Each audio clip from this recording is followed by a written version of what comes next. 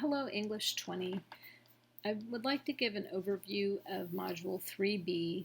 This is our last major module before we start on our end of semester portfolio. So this week we'll use data that you collected last week in order to write a paper. So last week you turned in some power notes with examples and analysis that you had done as you were looking through the primary documents that were written by writers in your field of study. So your power notes should have matched those examples with names of the features or conventions or rhetorical strategies that the authors were using. And we're going to use this data and analysis to create what's called a white paper. So the white paper is a name for a specific genre, and this was first created, I think, by government organizations who were trying to disseminate information. Businesses have now picked up this particular genre style of writing, and they'll often use this to convey technical or detailed information to a lay audience or a non-expert audience. One of the reasons that we are using the white paper genre is that we also need to convey technical information about writing in our field to an audience that is novice or a non-expert. So think of your audience as someone who wants to begin writing in the field that you're going into. What do they need to know in order to model the conventions and strategies that writers use? So think about, say for instance, if you're in the field of psychology, there are a lot of conventions to writing a paper in psychology. APA might be a standard convention. You might have to do certain things to convey when it's an experiment or something else. And so these types of strategies that writers use might not be obvious to someone who's just coming in. They may not understand it. And so your job as the writer of the white paper is to convey the information that you've collected. What is it that writers are doing who write in this field, and convey that information to this audience so they can understand what kind of writing takes place. So I've tried to connect this assignment to our course learning goals and outcomes. So one of our course outcomes is reading text from a variety of areas, and so here we're going to develop our ability to look at several examples of white papers and make some generalizations about the format.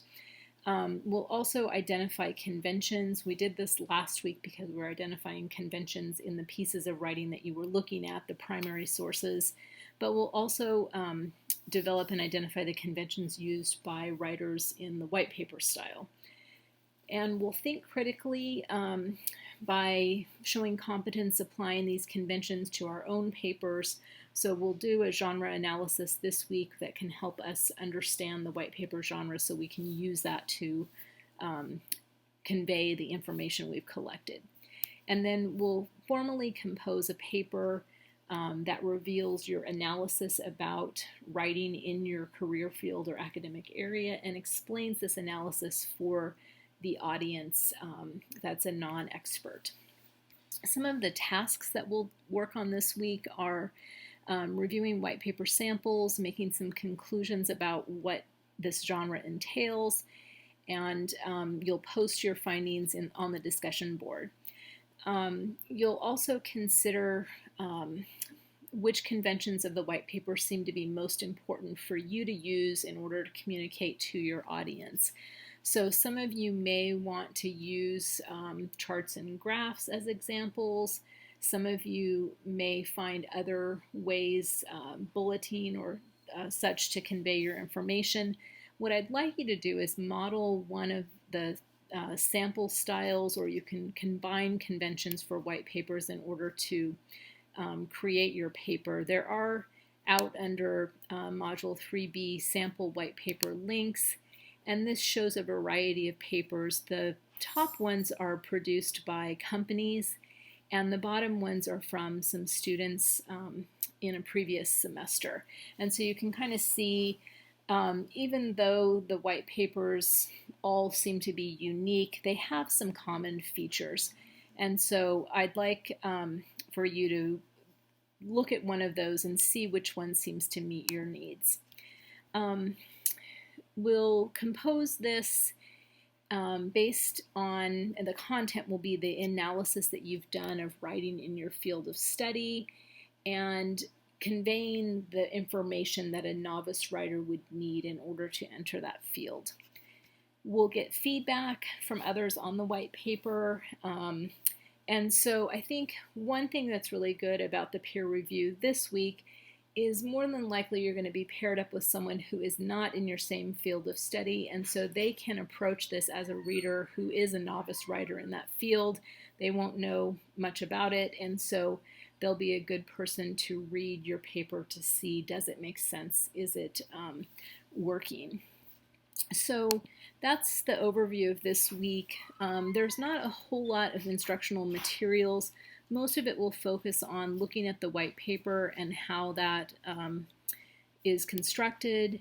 Your data or your content for your paper will come from your Power Notes, and I'll be working on grading those so that you'll know if there was anything off track or if I feel like you need to collect more information and examples. I think some important things to consider with the paper is that I do want to see you use specific examples from the data you've collected, and I want you to draw some generalizations about writing in your field. So maybe writers across several different fields might use logos in their writing, but what's unique about it? What's the purpose of it in this particular field of writing that you're analyzing?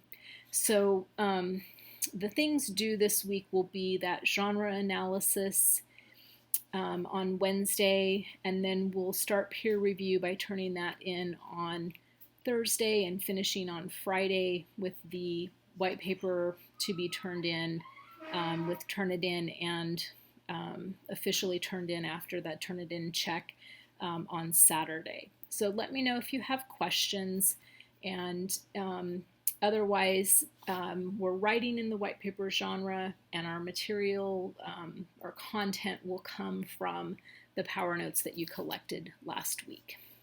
Thanks.